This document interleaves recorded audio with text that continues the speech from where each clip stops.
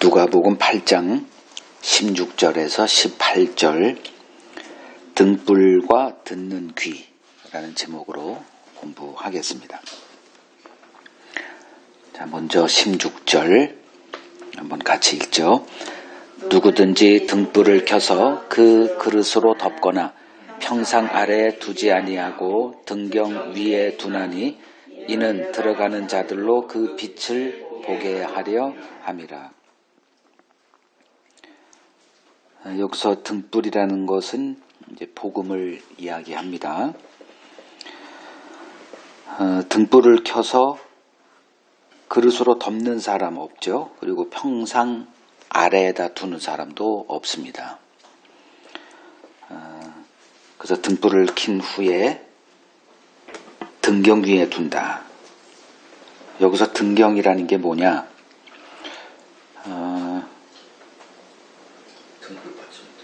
등불을 받치는 그건데, 이게 익숙하지가 않죠, 우리는.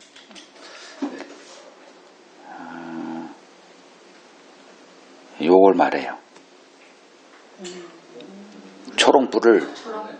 초롱불을 요런 그걸 받칠 때, 그래서 그 영어로 하면 램프 스탠드, 등경.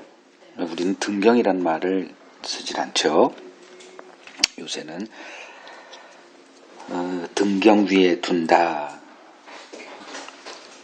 그 이유는 그 출입하는 자들로 그 빛을 보게 하려 합니다. 그 빛 가운데 이제 넘어지거나 뭐 장애물 같은 걸 피해서 갈 수 있도록 그 등불을 켜서 그릇으로 덮거나 평상 아래 두지 아니하고 등경 위에 둔다. 그 빛을 보게 하려 합니다. 그러니까 등불을 켜서 빛을 보게 하려고 하지 가리는 사람이 없지 않느냐. 이 말씀을 왜 하시나 좀 보겠습니다. 이제 등불이라고 할 때는 이제 여기서는 이제 복음, 그 당시는 이제 예수님 자기 자신을 말하죠. 그래서 성경은 이 세상을 이제 어둠이다 이렇게 얘기를 해요. 빛이 없어요. 이 세상은 인간의 빛만에만 존재하지 그 영적인 진짜 봐야 될 그 빛은 갖고 있질 못합니다. 그래서 이 어둠에 갇혀있는 이 세상에 가장 필요한 것은 바로 복음의 빛입니다. 이것은 계시를 받은 자들만에게만 알려지는 지식이죠. 뭐 세상 사람들은 그 빛이다 하면은 뭐 물리적인 어떤 태양빛, 그리고 원자력으로 이렇게 해서는 어둠을 밝히는 빛, 그리고 좀 약간 좀 더 고상하면 지식의 빛, 철학적인 빛, 뭐 깨달음, 뭐 요 정도로 이해하지만 성경은 그렇게 얘기를 하지 않습니다. 성경에서 말하는 빛은 그리스도 한 분을 이야기해요. 그래서 주님은 어둠인 이 세상에 빛으로 오신 분이다 이렇게 얘기를 하죠. 그래서 요한복음 8장 12절을 보면 나는 세상의 빛이니 나를 따르는 자는 어둠에 다니지 아니하고 생명의 빛을 얻게 될 것이다 이렇게 말합니다. 그러니까 빛이다라고 할 때는 이제 생명을 말하죠. 그래서 그리스도인은 생명을 아는 자로 존재해야 합니다. 그런데 이제 이 세상은 이 빛의 가치를 보지 못하죠. 그래서 요한복음 1장 5절을 보더라도 빛이 어둠에 비치되 어둠이 깨닫지 못했다 이렇게 이야기를 합니다. 그러니까 인식을 못하는 거예요. 그 가치를 인식을 못하죠. 그러니까 자기가 어떤 상태에 놓여 있는지를 보지 못하고 있기 때문에 그렇습니다. 대신 그 빛을 미워해요. 여기 그 원리가 있는데 요한복음 3장 19절에서 20절을 보면 그 정죄는 이것이니 이 세상이 이제 정죄 아래 놓여 있다 이렇게 얘기를 하는데 곧 빛이 세상에 왔을 때 사람들이 자기 행위가 악함으로 빛보다 어둠을 더 사랑한 것이라 악을 행하는 자마다 빛을 미워하여 빛으로 오지 아니하나니 그 이유는 그 행위가 드러날까 함이라 이렇게 말합니다. 그러니까 복음이라고 할 때는 이제 복음을 빛으로 이렇게 성경을 합니다. 빛이 비추니까 그 어둠에 있었던 그 더러운 것들이 빛이 탁 비치는 순간에 꼭 마치 뭐 바퀴벌레가 그 빛이 탁 이렇게 들어오면 싹 사라져 버리듯이 이 세상이 빛에 대해 이러한 반응을 보이더라는 거예요. 어둠인 세상이 구원 얻을 길은 이 빛 앞에 나오는 것 하나뿐입니다. 그런데 본능적으로 그 빛 앞에 나아가기를 이제 거부하죠. 그래서 빛이 어둠을 찾아온 겁니다. 자, 이것을 이제 등불을 켜서 등경에 둔다는 말, 이 말의 의미입니다. 구약 시대는 이 등불을 세상에 보내기 위한 준비 기간이었습니다. 이제 때가 돼서 이제 등불이 등장을 했습니다. 그 빛이 드러나기 시작한 거예요. 그러니까 예수님이 오셔서 이제 이 세상의 실상을 하나하나 다 폭로하기 시작합니다. 사탄의 정체가 드러나요. 그러니까 이 세상이 사탄 아래 놓여 있고 사탄의 다스림을 받고 있다는 것이 그냥 만천하에 공개가 됩니다. 그리고 예수님이 이 땅에 왔을 때 벌어진 일이 인간이 누구인가 그 실체가 이제 또 폭로되기 시작을 합니다. 이 빛 앞에서 세상 사람들이 인식하던 그 의의 개념, 그 의인들이 악인으로 규정이 되고 또 악인들이 의인이 되는 일이 이제 벌어지게 됩니다. 그 다음 구절 보죠. 17절. 이렇게 말씀하신 후에 이제 17절 보죠. 숨은 것이 장차 드러나지 아니할 것이 없고 감추인 것이 장차 알려지고 나타나지 않을 것이 없느니라. 자, 빛이 하는 일은 어둠에 숨겨져 있는 것들을 드러내는 일이다 그랬죠. 폭로하는 일입니다. 그래서 복음이 하는 일은 인간 마음속 깊이 감춰져 있는 악을 드러내서 정죄하는 일입니다. 이걸 좋아할 사람 하나도 없죠. 사람들이 병원 가기를 좋아해요?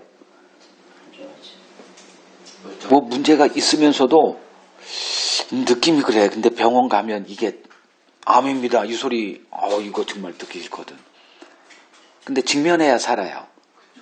이게 노출이 돼야 사는데 우리는 저도 지금 며칠 후면 또 이제 병원에 가서 뭐 진단을 받아야 되는데 갈까 말까 지금 아예 안 가고 모른 척 그냥 이렇게 살아버리고. 근데 이게 노출이 되면은 이게 싫거든. 그 소리 의사의 입만 바라보는 거예요. 수치가 떨어졌냐 높아졌냐 검사는 했는데 이제 이런 것들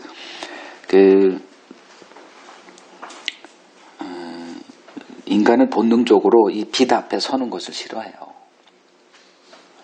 근데 노출이 돼야만 삽니다. 그게 우리들의 운명이에요.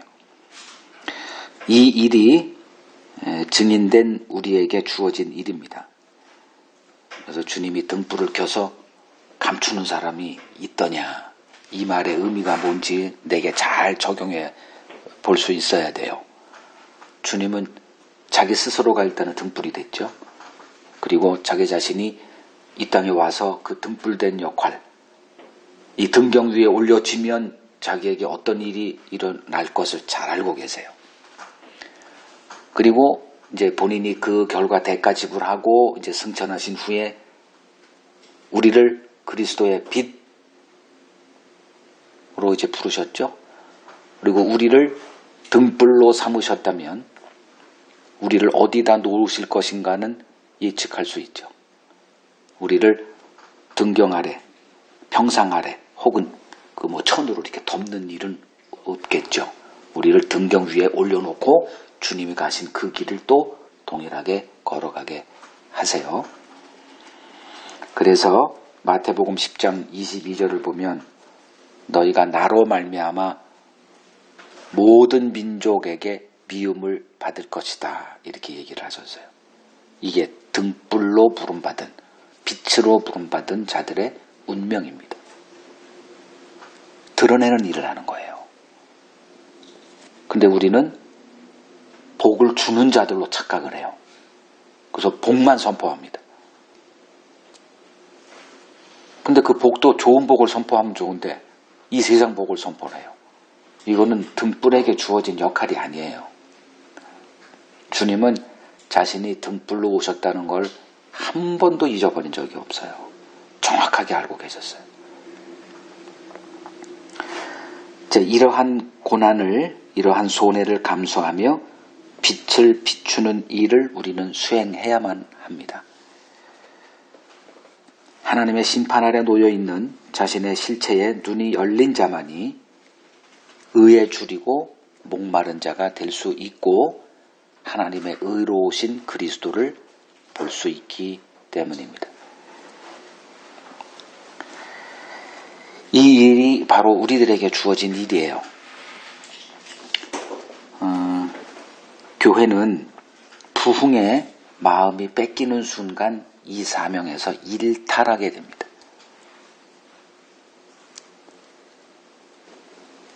교회는 자기 유익을 추구해서는 안 되는 자들이에요. 주님이 내게 맡긴 그 일이 무엇인가를 바로 알고 등경 위에 올라가져 있어야 합니다. 그래서 끊임없이 어둠을 향해서 그들이 가리고 있는 것들을 다 제끼고 그 안에 숨겨져 있는 악을 들춰내는 그 일, 이 고발하는 일, 혹은 나팔을 부는 일, 파수꾼의 이 일을 감당해야만 합니다. 이제 18절 그 다음 구절 보죠. 그러므로 너희가 어떻게 들을까 스스로 삼가라. 누구든지 있는 자는 받겠고 없는 자는 그 있는 줄로 아는 것까지도 빼앗기리라.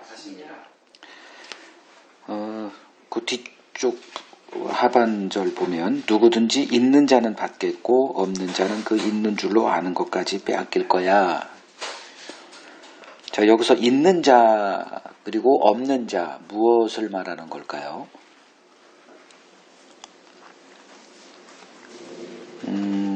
요 구절이 마태복음도 이렇게 돼 있는데 조금 내용이 좀 달라요. 그러나 있는 자는 받겠고 없는 자는 있는 것도 뺏기리라 그 말은 똑같은 게 마태복음 13장 11절에서 12절 요거를 이제 같이 보죠. 그러면 있는 것이란 도대체 무엇일까가 이제 드러나게 됩니다. 자, 마태복음 13장 11절에서 12절을 보면 대답하여 이르시되 천국의 비밀을 아는 것이 너희에게는 허락되었으나 그들에게는 아니 되었나니 무릇 있는 자는 받아 넉넉하게 되되 없는 자는 그 있는 것도 빼앗길 거야 이렇게 말씀하십니다. 자, 그럼 여기서 그 있는 자 또 없는 자 그 무엇이 있다고 하는 걸까요? 무엇이 없는 걸까? 믿음이죠. 믿음이 우리는 이제 그 믿음을 내가 소유해야 되겠지 이런 생각은 이제 통용되지 않는다고 수도 없이 얘기를 했죠. 믿음은 주어지는 거예요. 그래서 그 11절 마태복음 13장 11절에 천국의 비밀을 아는 것이 너희에게 허락됐다 이렇게 허락됐다는 거는 누구에게서 이렇게 주어진다는 거잖아요. 너는 허락됐어. 그러니 가져. 이렇게 되는 거잖아요. 그러니까 내가 소유할 수 있는 게 아니죠. 그러면 믿음이라는 게 뭘까? 천국의 비밀을 아는 지식이죠. 그 천국의 비밀은 그리스도잖아요. 그러니까 결국은 믿음이라고 이렇게 얘기할 때 그 믿음, 그것은 그리스도를 아는 지식을 얘기를 해요. 이것이 허락된 자들을 그리스도인들이라고 이렇게 얘기를 하고요. 그러면 천국의 비밀인 그리스도를 아는 것은, 그리스도를 아는 이 지식은 하나님의 허락 없이는 가질 수가 없다라는 거죠. 이제 그것을 이제 우리가 믿음이다 이렇게 얘기를 해요. 그래서 믿음이 허락된 자만이 그리스도의 말씀을 알아들을 수 있게 됩니다. 그럼 이제 없는 자는 그 있는 줄로 아는 것까지도 빼앗긴다 이렇게 말씀하셨어요. 그러니까 믿음이 허락되지 않은 자, 즉 그리스도를 봐도 그게 누군지 몰라요. 그러니까 그리스도를 우리가 잘되게 하기 위해서 오신 분, 뭐 이러한 메시아, 이런 복을 주는, 나를 잘되게 하는 분으로 이렇게 알아먹어요. 그러니까 이들은 그리스도의 비밀을 아는 그 지식이 허락되지 않은 자들이죠. 그러니까 세상은 그런 그리스도를 이해를 합니다. 그리스도, 예수 하면 뭐 그런 분으로 다 그냥 상식적으로 이렇게 인식을 그렇게 해요. 이들이 바로 없는 자라는 거예요. 그래서 그들은 그러니까 믿음이 없기 때문에 이들이 할 수 있는 길은 자기 행함의 의를 이렇게 앞세울 수밖에 없어요. 그래서 종교적인 열심, 신앙의 열심으로 나아갑니다. 그러다 보니 자연적으로 그들은 있는 줄로 알아요. 뭘? 구원 받은 줄로 알아요. 그래서 그 있는 것까지도 이제 빼앗기게 된다라는 말이 이제 그런 말이죠. 그러니까 자신이 신앙의 열심을 이렇게 행함의 길로 나가는데 그게 자기 머리에 숯불을 올리는 것이라는 것은 상상도 하지 못합니다. 그렇다면 이제 이러한 덫에서 벗어날 수 있는 길이 무엇일까? 그것이 이제 이 18절 앞부분에 있는 너희가 어떻게 들을까 스스로 삼가라 이제 이 말입니다. 어떻게 들을까 스스로 삼가라, 신중해라, 조심해라. 그러니까 아무렇게나 막 들으면 안 되는 거예요. 그냥 이건 맞지 뭐 이런 생각들. 이런 방식으로 말씀을 들으면 안 되는 거예요. 성경을 볼 때 딱 먼저 떠오르는 본능적인 생각. 이거는 경계해야 됩니다. 이제 이걸 어떻게 들을까 스스로 삼가라. 내 영혼을 귀하게 여긴다면 말씀 듣는 법을 배워야 합니다. 그러니까 들을 줄 알아야 된다는 거예요. 제가 언젠가 이제 기독교 서점을 이제 가본 적이 있는데 요새는 거의 안 가요. 왜냐하면 거기서 파는 책들이 속을 편하게 하지 않기 때문에. 언제가 제일 마지막에 가본 거예요? 기독교 서점. 10년 된 것 같아요. 게을러서 안 간 거예요? 아니면 이유가 있어서 안 간 거예요? 그때는 진짜 많이 갔었거든요. 여러 가지 많이. 그러니까 결국은 갈 이유가 별로 없다. 그러니까 그 기독교 서점을 다녀본 적이 있어요. 예전에는 정말 일주일에 한 번씩 갔죠. 아마 대부분 그리스도인들이 좀 열심히 있다 하는 사람들은 이런 습관을 갖고 있을 거예요. 그때 이제 제가 경험한 게 이제 궁금해요. 사람들이 많아요. 그래서 그 사람들은 어떤 책을 선택해서 구입해 갈까. 그래서 이렇게 지켜본 적이 있어요. 떠나지 않고. 그랬더니 역시나 사서는 안 되는 책, 그것들을 이렇게 신중하게 골라요. 그리고 그런 책들을 사가지고 가더라고요. 그래서 그 내용이 어떤 책들인지는 대충 알죠. 그때 이제 떠올랐던 구절이 요 성경 구절이에요. 어떻게 들을까 스스로 삼가라.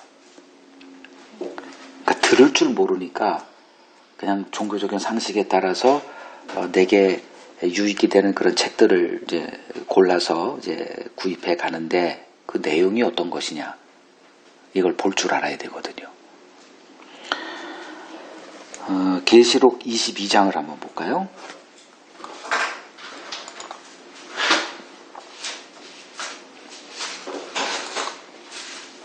계시록 22장 18절에서 19절을 보면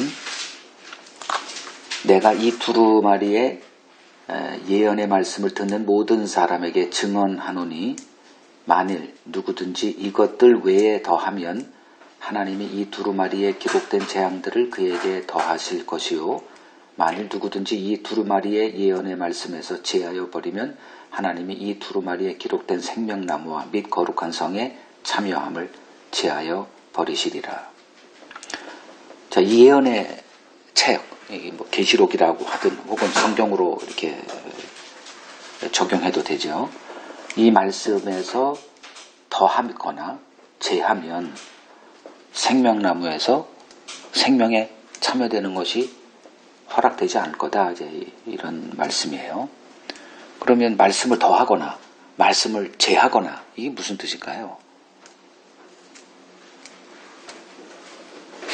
뭐 몰몬교나 여호와의 증인이라든가 자기네들의 경전을 갖고 있는 뭐 요렇게 해석해도 뭐 틀리다고 할 수가 없는데 그건 아주 좀 예외적인 경우고 우리들에게 해당되는 거죠. 우리는 성경에 뭘 더하거나 빼는 경우는 없죠. 이거는 너무나 큰 일이에요. 뭐 어떤 경전을 또 하나 자기가 만든다는 거는 뭐 마호메트 같이 뭐 그 굴에 들어갔다가 뭘 계시를 받아가지고 막 적었는데 문맹인이 했으니 이건 하늘의 계시가 맞아 뭐 이런 일 이런 거를 얘기하는 건 아니고 어떤 것을 성경에 어떤 것을 더하거나 제한다는 이 말은 해석에 관한 얘기예요. 그러니까 자의적으로 해석하는 경우 그러니까 이것을 이제 경계를 해야 돼요. 근데 구약을 받았던 이 유대인들이 성경을 자의적으로 해석했죠. 그래서 예수님이 내가 율법을 완전하게 하러 왔다라고 하신 것이 바로 이제 그런 건데 바로 잡는 거죠. 그 성경을 그대로 보관하는 일은 이 유대인들이 기가 막히게 아주 충성스럽게 잘 했어요. 그러나 해석하는 일에 있어서는 엉뚱한 길로 가게 됐죠. 그래서 구원에서 다 탈락하는 그 길을 구원의 길이다라고 생각을 했는데 이유는 딱 하나. 들을 줄을 알지 못했다는 거예요. 들을 줄을 알지 못하니 해석을 다 자의적으로 이렇게 하는 거예요. 그러니까 한번 그런 자의적, 잘못된 자의적 해석을 하기 시작하면 성경 전체가 다 그 생명의 길이 아닌 사망의 길로 나아가는 해석이 될 수밖에 없죠.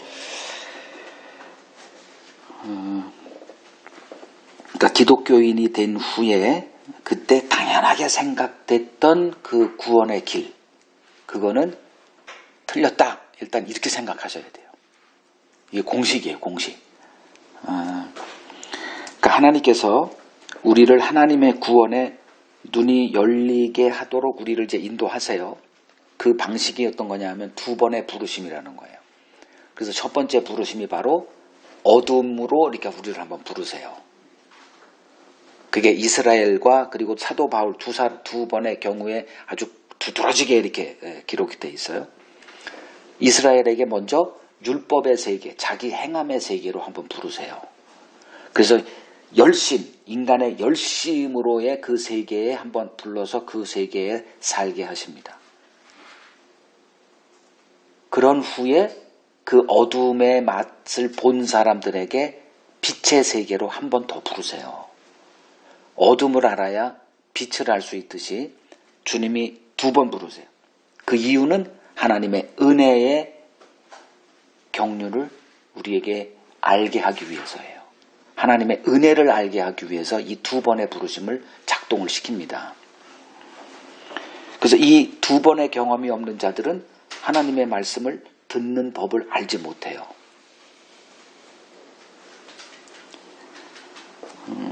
그 사도 바울 경우도 마찬가지죠.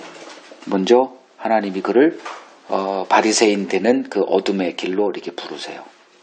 그 후에 때가 되자 그의 눈의 비늘을 벗기시고 그 어둠의 자리에서 빛을 보게 하세요. 그때 그가 은혜에 붙들린 자가 됩니다.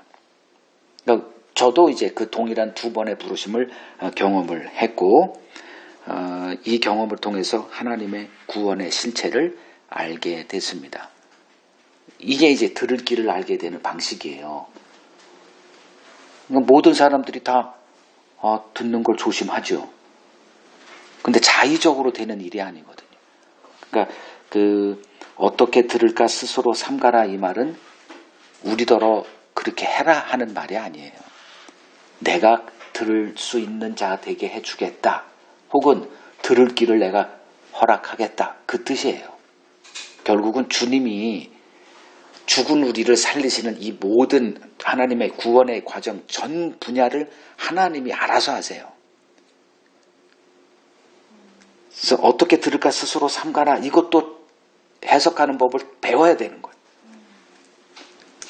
내가 삼가서 된다고 되는 게 아니에요. 왜냐하면 모든 그리스도인, 신자라고 하는 모든 사람들이 다 어떻게 들을까 스스로 삼가고 있거든.